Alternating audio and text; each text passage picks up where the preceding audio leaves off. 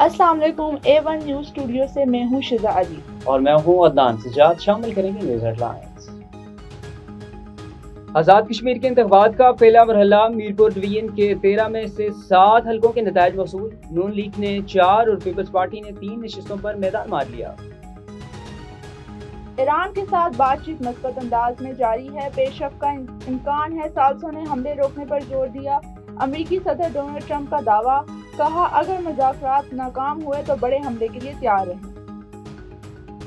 पाकिस्तान और कुवैत के ताल्लुकात को मज़ीद मजबूत बनाने की जानब अहम पेशरफ्त। कुवैती वज़ीर ख़ारजा आज इस्लामाबाद पहुंचेंगे। दोनों ममालिक के दरमियान वफूद की सतह पर मुज़ाकरात होंगे।